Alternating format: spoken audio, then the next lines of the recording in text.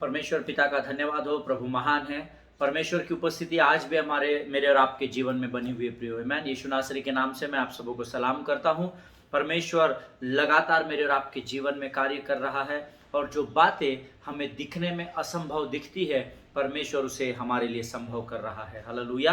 प्रियो, बीते कुछ दिनों से हम लोग अपनी जीवन में जो कड़वाहट को लेकर मनुष्य चलता है, उसके ऊपर कैसे विजय को प्राप्त करना है, इस विषय में हम पिछले कुछ दिनों से अध्ययन कर रहे हैं। प्रभु का धन्यवाद हो। परमेश्वर की आत्मा लोगों से बातें कर रही है, और प्रभु लोगों को कन्विक्ट कर रहा है, लोगों को कन्विंस कर रहा है।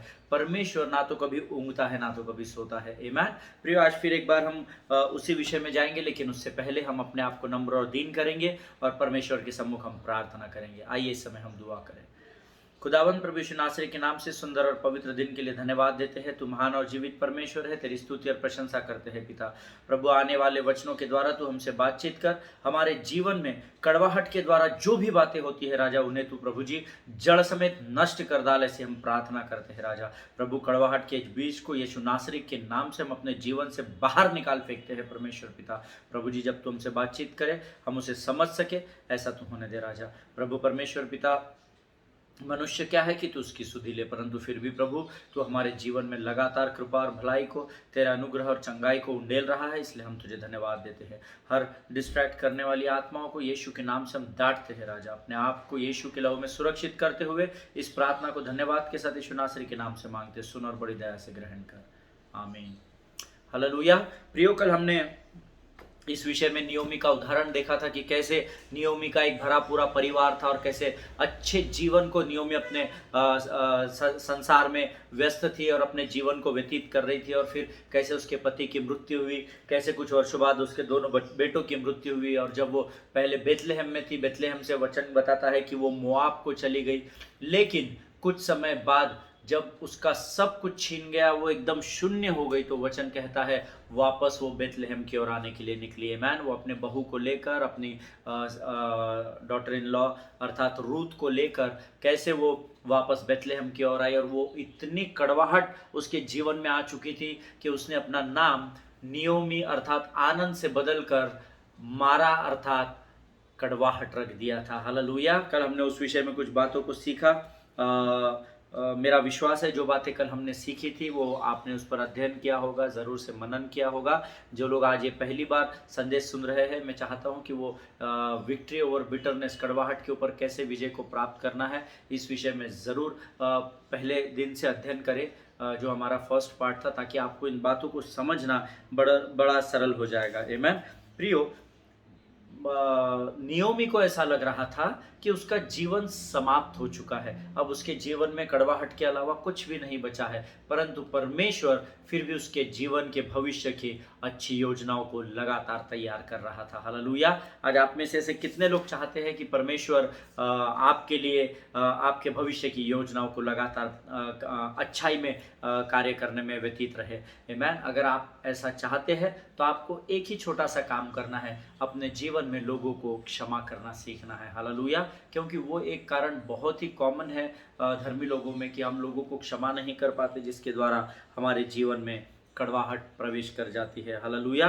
क्या आज आपने भी नियोमी के जैसे अपने नाम को बदलकर मारा या कड़वाहट तो नहीं रखा है ना? बहुत सारे अलग अलग नाम आप लोग आपकी परिस्थिति के अनुसार हम लोग रख लेते हैं कई बार हमारे जीवन में।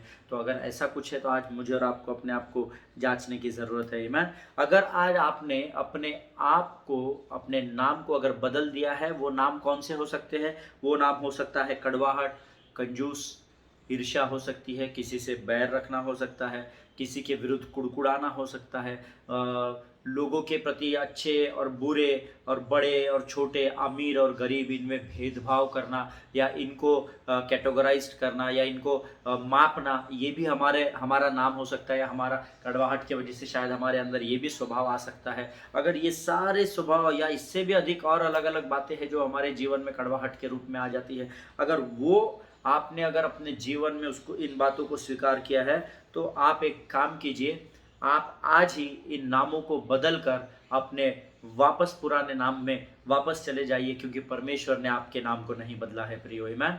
परमेश्वर ने आपको एक नाम दिया था, आपको भी दिया है और मुझे भी दिया है, और उस हर व्यक्ति को जिसने यीशु मसीह को अपना उद्धारकर्ता ग्रहण किया है, उन सबों को परमेश्वर यहोवा ने एक नाम दिया, और वो है परमेश्वर का पुत्र या परमेश्वर की पुत्री। हालेलुया। प्रियो, अगर आज अपने अपने जीवन को बदलकर अपने स्वभाव के अनुसार अपने नाम को अगर बदल लिया है, तो परमेश्वर आज ही चाहता है कि आप पश्चाताप करें, उस स्वभाव को बाहर निकाल फेंके और वापस उसी नाम से अपने जीवन को व्यतीत करें जो आपको परमेश्वर ने दिया है, अर्थात परमेश्वर के पुत्र होने का अधिकार। हालेलुया। प्रियो, परमेश्वर ने जब आपको पुत्र कहा, जब आपको बेटी कहा या बेटा कहा, इसका अर्थ है कि बाप के जो गुण होते हैं वो बच्चों में अपने आप उतर आते हैं। हालेलुया। बहुत सारे गुण होते हैं माँ बाप के जो बच्चों में पाए जाते हैं। तो अगर आज आपने अपने नाम को बदल लिया है, तो वापस अपने पुराने नाम को, परमेश्वर आपको वापस पुराने नाम से पुकार रहा है कि तू मेरा पुत्र है या तू मेरी पुत्री है। आमीन। जरूरी है परमेश्वर का स्वभाव हमारे जीवन के द्वारा लोगों तक पहुंच सके। हालेलुया। जिनके कान हो वो सुन ले। वचन ऐसा बताता है नियोमी के बारे में कि बेतलेहम में अपनी बहू रूत के साथ वापस आने के बाद नियोमी के जीवन से ना वो कड़वाहट धीरे धीरे दूर होने लगी। उसने शुरुआत तो मोआब से निकलते समय बड़े निराशा के साथ वो बेतलेहम वापस आई थी, लेकिन जब वो बेतलेहम में अर्थात आशीषों के उस स्थान पर वापस आई जहां पर परमेश्वर ने उसको बुलाहट दी थी, जब वो स्थान में प्रवेश कर चुकी, तो वचन बताता है कि उसके जीवन की कड़वाहट दूर होने लगी। उस बेतलेहम में एक बहुत ही भला और अच्छा व्यक्ति था जिसका नाम बोआज था। उससे इतिहास बताता है, पवित्र शास्त्र बताता है कि रूत प्रेम करने लगी, है ना, उस बोआज से रूत प्रेम करने लगी। और उस प्रेम के विषय में जब उसने नियोमी से कहा, नियोमी से बात की, अपने सास से बात की, तो नियोमी ने उसको शायद सलाह दी होगी अच्छी। ऐसा मेरा मानना है कि तू ना आज उससे मिलने जा रही है, तू बहुत अच्छा परफ्यूम लगा कर जा, अच्छे कपड़े पहन कर जा, अपने आप को अच्छे से उनके सामने प्रेजेंट करना। तो क्या हो रहा था कि नियोमी का ध्यान कड़वाहट से निकलकर किसी और के जीवन को संवारने में लग रहा था। हालेलुया। प्रियो, ये बहुत ही छोटी लेकिन बहुत ही गहरी बात है। आमीन। जब आपके जीवन से अगर आप कड़वाहट दूर करना चाहते हो, तो उस कड़वाहट को भूल जाइए, उस बात को भूल जाइए, और किसी और के जीवन को, किसी और के लिए प्रार्थना करना, किसी और के लिए उपवास करना, ये सारी बातें, किसी और के जीवन को अंधकार से उजाले में लेकर आना, इन सारी बातों की ओर जब अपने ध्यान को लगाएंगे, तो अपने आप आपका ध्यान कड़वाहट से बाहर हो जाएगा। हालेलुया। और प्रिय, वचन कहता है इस तरह नियोमी ने क्या किया, अपनी बहू रूत को सलाह देती होगी, और जिसके द्वारा उसने अपने आप को क्या किया, जो निराशा, जो अप्रसन्नता या कड़वाहट उसके जीवन में थी, उसने अपने ध्यान को वहां से निकाल कर किसी दूसरे व्यक्ति के जीवन को संवारने में वो व्यतीत करने लगी। Hallelujah. And this way Naomi turned her focus, the word of God says, and this way Naomi turned her focus away from herself and started helping somebody else. Amen. और इस प्रकार से नियोमी ने अपने आप पर से, अपने जीवन के उस दुख से, निराशा से, कड़वाहट से अपने ध्यान को हटाकर उसने दूसरे के जीवन की ओर उसको बढ़ाने में ध्यान लगाया। हालेलुया। और इस प्रकार वचन कहता है, पवित्र शास्त्र बताता है कि ऐसा करने से नियोमी का जो आनंद था वो वापस लौटने लगा। हालेलुया। क्योंकि उसके नाम का अर्थ ही होता है मेरा आनंद। मैंने आपको कल बताया था नियोमी का अर्थ ही होता है, जो उसने बदल कर कड़वाहट रख लिया था, वापस मारा से वो अपने पुराने व्यक्तित्व की और पुराने पर्सनालिटी की ओर, अर्थात आनंद की ओर धीरे धीरे बढ़ने लगी है। मैं प्रियो, जब कभी भी आपके मन में अगर कड़वाहट भरने लगे, मैंने कड़वाहट आपके मन में आने के बहुत सारी बातें आपको पिछले 3 दिनों में बताई है, आप ज़रूर उसका अध्ययन कीजिए। जब कभी भी ऐसा आपको लगता है ना कि आपके अंदर कड़वाहट आ रही है, तो उसका सबसे अच्छा तरीका वही है जो नियोमी ने अपनाया। अपने ध्यान को उस कड़वाहट की ओर लगाने से अच्छा है हम अपने ध्यान को किसी और की मदद करने में लगाएं। हालेलुया। इससे क्या होगा, आपका मन व्यस्त हो जाएगा, आपका हृदय व्यस्त हो जाएगा, और जो बात आपको परेशान कर रही है, जो बात आपको डिस्करेज कर रही है या डिसअपॉइंट कर रही है, उस बात से आपका ध्यान हटकर आपका ध्यान उस तरफ लगेगा जहां आप किसी व्यक्ति के जीवन को एक सही दिशा को दिखा रहे हैं। हालेलुया। परमेश्वर इसे समझने में आपको मदद करे। और वचन बताता है, बाद में उसी शास्त्र में हम देखते देखते हैं कि रूत का बोआज से क्या होता है, विवाह होता है। और जब रूत और बोआज एक साथ आ जाते हैं तो उन्हें एक बहुत ही सुंदर पुत्र की प्राप्ति परमेश्वर की ओर से होती है, जिसका जिसका नाम वो ओबेद रखते हैं। आमीन। हम सब इन बातों को जानते हैं, इसलिए हम इस विषय में गहराई में नहीं जाएंगे। लेकिन वचन कहता है, इतिहास बताता है कि बोआज ओबेद का जन्म होने के बाद नियोमी जो है वो ओबेद का पालन पोषण करती है, ऐसा पवित्र शास्त्र में लिखा है।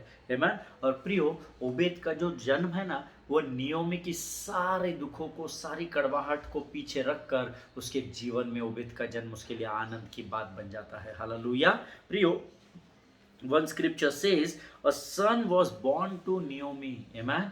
एक पवित्र शास्त्र में एक जो वचन है वो बताता है कि नियोमी को ही पुत्र उत्पन्न हुआ, जबकि फिजिकली वो नियोमी का पुत्र नहीं था, वो तो उसकी बहू का बेटा था ओबेद। लेकिन उसके बारे में इसलिए ऐसा लिखा है, a son was born to Naomi, even though he was not her own son, but she took him in her own hand and raised him like his own son. Amen. भले ही वो उसके शरीर से ओबेद न जन्मा हो, लेकिन Naomi ने उसे अपने हाथ में लिया और उसे मानो ऐसा पालन पोषण किया, ऐसा बढ़ाया उसको उसके जीवन में, मानो जैसे वो उसका अपना स्वयं का पुत्र हो। हालेलुया। प्रियो, जब हमारे जीवन का लक्ष्य दूसरे की मदद करना या दूसरे की सहायता करना बन जाता है, जो परमेश्वर का स्वयं का स्वभाव है, जब हमारे अंदर भी वो स्वभाव कार्य करने लगता है, तो हमारे जीवन की सारे दुख, सारी निराशा, सारी कड़वाहट जमीन के बहुत नीचे चली जाती है। हालेलुया। अगर आप जीवन में आनंदित बने रहना चाहते हैं, परमेश्वर की शांति में बने रहना चाहते हैं, तो प्रियो, इस स्वभाव को आपको स्वीकारना पड़ेगा। हालेलुया। प्रियो, ये कड़वाहट से भरी हुई स्त्री ने कभी सोचा भी नहीं होगा, इतने दुख देखे, पति की मृत्यु हो गई, दोनों बेटों की मृत्यु हो गई, एक बहू से छोड़कर चली गई, लेकिन दूसरी बहू उसके साथ बनी रही, पर परिस्थिति मोआब में इतनी खराब हो गई कि वापस उसको बेथलेहम लौटना पड़ा। लेकिन ये पूरी यात्रा में इतने वर्षों की उसने कभी भी नहीं सोचा होगा कि उसके जीवन में आनंद वापस लौट कर आएगा। हालेलुया। उसके जीवन में इतनी कड़वाहट थी, इतने मोड़ आए कि वो हर बार एक बिटरनेस को, हर बार एक कड़वाहट को अपने ऊपर लेती गई और उसका मानो जीवन ही पूरा कड़वाहट से भर चुका था। लेकिन उसने कभी भी नहीं सोचा होगा कि ओबेद के पृथ्वी पर आने के बाद वो मानो उस ओबेद का ऐसा ही पालन पोषण करेगी जैसा उसने अपने स्वयं के बच्चों का किया था। हालेलुया। प्रियो, आज परमेश्वर भी आपको बताना चाहता है कि परमेश्वर का आनंद आपके जीवन में आने वाली कड़वाहट से अधिक उत्तम है। हालेलुया। कड़वाहट अगर इतनी है तो आनंद इतना है। आमीन। परंतु परमेश्वर को मौका दीजिए कि वो आपके जीवन में स्वर्ग की शांति और स्वर्ग के आनंद को उंडेल सके। आमीन। प्रियो, उसकी करुणा और उसकी दया आपके जीवन में सदा काल के लिए बनी रहती है। चुनाव मेरा और आपका है कि हमको उसे ग्रहण करना है या नहीं करना है। हालेलुया। जो बातें परमेश्वर ने आपके लिए पहले से तय की है, उससे इस पृथ्वी पर कोई इंसान, कोई व्यवस्था, कोई भी परिस्थिति बदल नहीं सकती। हालेलुया। जो बातें एक बार परमेश्वर ने आपके लिए तय कर दी है, क्योंकि मैंने आपको बताया इससे पहले कि आप आपके माता के गर्भ में रचे जाए, उससे बहुत पहले परमेश्वर ने हमारे जीवन की योजनाओं को तैयार कर लिया है। हालेलुया। और परमेश्वर की आपके जीवन में जो योजना है, उसे इस पृथ्वी का कोई भी कायदा, कोई भी व्यवस्था, कोई भी व्यक्ति कभी भी नहीं बदल सकता है। आमीन। प्रियो, don't allow bitterness to overcome, है ना। आपके जीवन में कड़वाहट को कभी भी हावी नहीं होने देना, है ना। अगर कड़वाहट हावी होगी ना, तो आप कमज़ोर होते चले जाओगे, आप आशा रहित होते चले जाओगे, आप निराश होते चले जाओगे। जीवन की कोई भी परिस्थिति क्यों न रहे, परंतु don't allow bitterness to overcome you. In fact start forgiving people quickly. उसके बजाय आप लोगों को तुरंत क्षमा करना सीखो। बहुत कठिन है, पर मैंने आपको पहले दिन बताया था कि असंभव नहीं है। आमीन। अगर आप ठान लेंगे आपको ये करना है, अगर आप प्रभु के साथ समय बिताना आरंभ करेंगे, तो वचनों के द्वारा अपने आप आपको प्रभु तैयार कर देगा कि आपके अंदर वो सामर्थ भरेगा कि चाहे कोई कितनी भी कड़वाहट आपके जीवन में बोने की कोशिश क्यों ना करे, परंतु आपके चेहरे पे हमेशा प्रभु की प्रसन्नता दिखाई देगी और आप लोगों को क्षमा करना सीख जाएंगे। हालेलुया। प्रियो, जब आप लोगों को क्षमा करते हैं, if you want to test and see the God, then I will tell you Don't allow bitterness to overcome. In fact, start forgiving everybody quickly and see the favor of unchanging God in your life. Hallelujah. और कभी भी न बदलने वाले परमेश्वर का अनुग्रह और उसकी आशीष को आप देखिए, वो आपके जीवन में कैसे बहुतायत से उसे उंडेलता है। हालेलुया। कई बार प्रियो, हमारा स्वभाव ही हमारे जीवन की आशीषों को हमारे जीवन पर आने से रोक देता है। हालेलुया। जिनके कान हो वो सुन ले कि प्रभु का आत्मा क्या कहना चाहता है। हालेलुया। हम एक और अध्ययन करेंगे, मरकुस रचित सुसमाचार उसका 16 अध्याय उसके 1 से लेकर 8 वचनों को हम पढ़ेंगे। मरकुस रचित सुसमाचार उसका 16 अध्याय उसके 1 से लेके 8 वचन। The gospel of mark chapter 16 versus 1 to 8 मैं आपके लिए पढ़ूंगा। मेरा विश्वास है पवित्र शास्त्र इस समय आपके पास है। आमीन। जब सब्त का दिन बीत गया तो मरियम मगदलिनी और याकूब की माता मरियम और सलोमी ने सुगंधित वस्तुएं मोल ली कि आकर उस पर मले। सप्ताह के पहले दिन बड़े भोर जब सूरज निकला ही था, वे कब्र पर आई और आपस में कहती थी, हमारे लिए कब्र के द्वार पर से पत्थर कौन लुढ़काएगा। जब उन्होंने आँख उठाई तो देखा कि पत्थर लुढ़का हुआ है, वह बहुत ही बड़ा था। कब्र के भीतर जाकर उन्होंने एक जवान को श्वेत वस्त्र पहने दाहिनी ओर बैठे देखा और बहुत चकित हुई। उसने उनसे कहा, चकित मत हो, तुम यीशु नासरी को जो क्रूस पर चढ़ाया गया था ढूंढती हो। वह जी उठा है, यहाँ नहीं है। देखो, यह वही स्थान है जहाँ उन्होंने उसे रखा था। पर तुम जाओ और उसके चेलों और पतरस से कहो कि वह तुमसे आगे गलील को जाएगा, जैसा उसने तुमसे कहा था, तुम वहीं उसे देखोगे। और वे निकलकर कब्र से भाग गई, क्योंकि कपकपी और घबराहट उन पर छा गई थी, और उन्होंने किसी से कुछ न कहा क्योंकि डरती थी। हालेलुया। परमेश्वर इन पढ़े हुए वचनों पर आशीष दे। अगर आप इन वचनों का अध्ययन पहले भी बहुत बार कर चुके हैं तो आज हम एक नए तरीके से इस अध्ययन को देखने जा रहे हैं, जो हमारा विषय है कि कड़वाहट के ऊपर विजय को कैसे प्राप्त करना है। प्रियो, अगर इस वचन को ध्यान से पढ़ेंगे तो उस स्वर्गदूत को जो दाहिनी ओर बैठा हुआ उन्होंने पाया, जिसने पत्थर को कब्र से अलग कर दिया था और जिसने उनसे कहा कि यीशु यहाँ नहीं है। एक वचन की कुछ बातों की ओर मैं आपका ध्यान बटाना चाहता हूँ। वचन कहता है, 6वां वचन, वह जी उठा है, यहाँ नहीं है। आमीन। यहाँ नहीं है को आप अंडरलाइन कर लीजिए।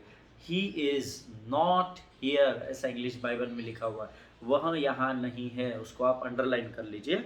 और उसके आगे एक और बात है जहाँ पर आपको अंडरलाइन किया था, 7वें वचन में अंतिम भाग में, जैसा उसने तुमसे कहा था तुम उसे वही देखोगे।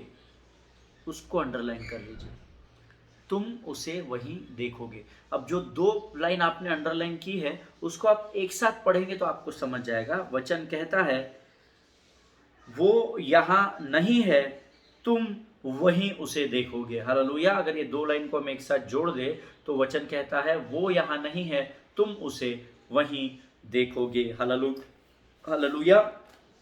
जब मैं इस वचन को पढ़ रहा था तो प्रभु ने मुझे एक बड़ी अद्भुत बात दिखाई। उसने, परमेश्वर ने इस वचन के द्वारा, स्वर्गदूत के द्वारा मरियम मगदलिनी और सलोमी और दूसरी मरियम से ये कहा कि तुम जिस स्थान पर उसे ढूंढ रहे हो ना, मरे हुए स्थान पर, वो इस मरे हुए स्थान पर नहीं है, परंतु वो तो वहाँ पर है जहाँ पर वो जीवन का परमेश्वर बनकर कार्य कर रहा है। हालेलुया। प्रियो, जब मैं ये पढ़ रहा था मुझे इतना कन्विंस हुआ मैं इस बात से। कई बार परमेश्वर यहाँ पर हमें कंफर्ट नहीं देता है। हम चाह रहे हैं कि हमारे जीवन के इस क्षेत्र में प्रभु हमसे बात नहीं कर रहा है, हमें आशीष नहीं दे रहा है, हमें कंफर्ट नहीं दे रहा है, हमारे लिए तो कोई नहीं है, हम अकेले हो गए, पता नहीं क्या क्या हम लोग सोच लेते हैं मनुष्य होने के नाते से अपने दिमाग के द्वारा। लेकिन परमेश्वर की इच्छा और योजनाएं मनुष्य की इच्छा और योजनाओं से अलग होती है। हालेलुया। प्रियो, कई बार कंफर्ट आपको यहाँ नहीं होता है, कंफर्ट आपको वहाँ होता है जहाँ परमेश्वर होता है। हालेलुया। प्रियो, ही इज नॉट हियर, ये यहाँ नहीं है, ये वहाँ है जहाँ का वायदा उसने किया है। ऐसा स्वर्गदूत ने मरियम से कहा, ऐसा वचन में लिखा है। हालेलुया।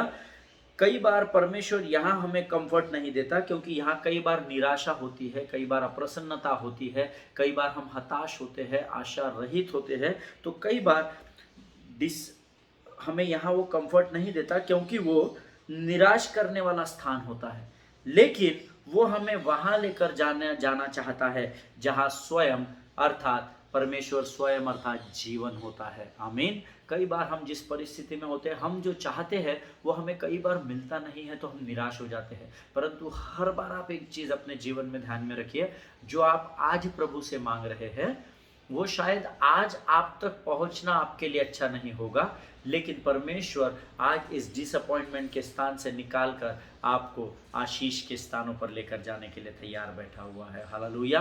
प्रियो, वो स्वर्गदूत जब वहाँ बैठा हुआ था, जब मरियम मगदलिनी आई, तो वो स्वर्गदूत ने उनसे कहा कि वो यहाँ नहीं है। वो कौन सा स्थान था जहाँ पर सबको गाड़ा जाता था? वो कब्र स्थान था, जिसको हम यीशु की कब्र कहते हैं। आमीन। वो कब्र की जगह थी। कब्र की जगह दुख की जगह होती है, निराशा की जगह होती है। आशा से हम वहाँ से हमारी आशा वहाँ खत्म हो जाती है। कब्र हमारे जीवन का अंतिम पड़ाव होता है। वहाँ पर हम निराश होते हैं, हताश होते हैं, मायूस होते हैं। तो परमेश्वर के स्वर्गदूत ने उनसे कहा, तुम इस हताश जगह पर उसको क्यों ढूंढ रही हो? तुम इस डिसअपॉइंटमेंट होने वाली जगह पर उसको ढूंढ रहे हो, लेकिन वो डिसअपॉइंटमेंट करने वाली जगह पर नहीं है, परंतु वो तो यहाँ से गलील की ओर चला गया है। हालेलुया। जहाँ पर वो जीवन का परमेश्वर बनकर कार्य कर रहा है। हालेलुया।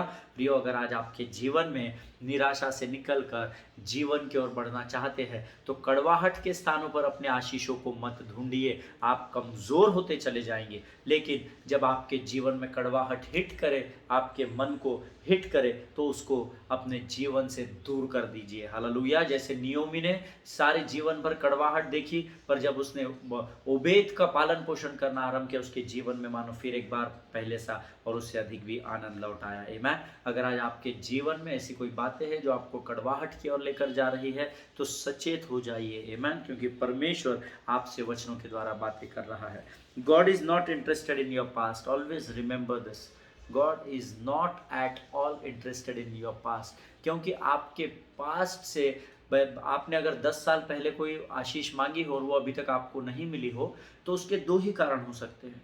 एक, वो आशीष आपको आने वाले समय में प्रभु दे रहा है, उसके लिए वो आपको तैयार कर रहा है।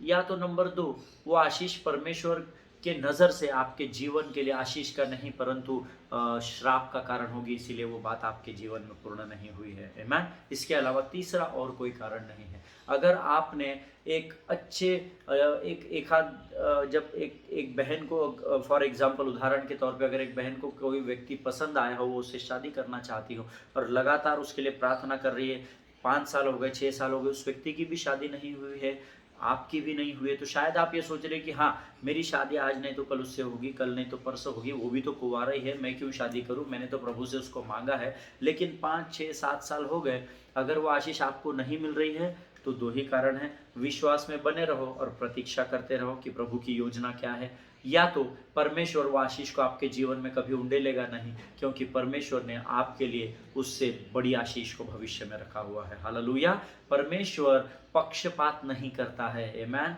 He is balance God. वो एकदम समान परमेश्वर है, कल, आज और युगानुयुग। वो अब्राहम से लेकर आप तक और हमारी आने वाली पीढ़ियों तक कभी भी न बदलने वाला परमेश्वर है। Hallelujah. See, God is not interested in your past, what had happened in your past, God is not at all interested. आपके बीते दिनों में आपके जीवन में क्या हुआ, इसमें प्रभु को कोई भी इंटरेस्ट नहीं है, ये हमेशा ध्यान रखिए।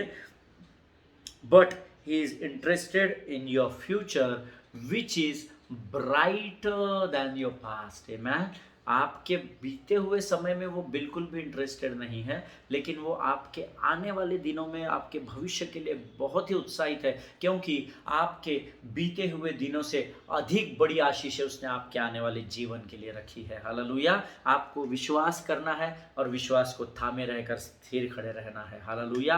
विश्वास को नहीं छोड़ना, परिस्थिति कैसे भी हो जाए, लेकिन अगर आप विश्वास को थामे रहेंगे तो ज़रूर आप परमेश्वर की आशीषों को अपने जीवन में देखने पाएंगे। हालेलुया। प्रियो, कई बार हमें अपने जीवन में गुस्सा, लोगों को क्षमा न करना, लोगों के प्रति जलन रखना, भेदभाव करना, लोगों के पीठ के पीछे गलत बातों को बोलना, जिन बातों को हम जानते ही नहीं है किसी के विषय में उसके बारे में ज़्यादा बढ़ा चढ़ा कर बताना, इत्यादि बातों के द्वारा हमारे जीवन में कड़वाहट उत्पन्न हो जाती है प्रियो। यह हमें पता नहीं चलता है ना। लेकिन धीरे धीरे जैसा मैंने आपको बताया, वो जड़ें खोदती जाते, अपनी जड़ों को कड़वाहट मजबूत करते चली जाती है आमेन। और हमें ये पता ही नहीं चलता है, और ये जड़ें मजबूत होकर हमारे जीवन को निराश कर रही है, कमज़ोर कर रही है, नष्ट कर रही है। हमको ये बहुत समय के बाद पता चलता है, तब हम पछताते हैं कि हमने अपने जीवन का बहुत समय व्यर्थ गंवा दिया।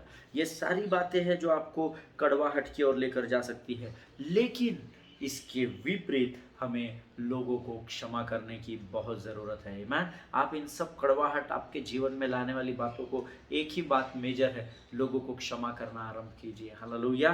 ताकि आप नियोमी की तरह मोआब से निकलकर आप बैतलहम में के प्रवेश कर सके, और कड़वाहट को छोड़कर, जो मोआब में उसके जीवन में कड़वाहट थी, उस कड़वाहट को छोड़कर परमेश्वर के आनंद के स्थान में प्रवेश कर सके, हालेलुया।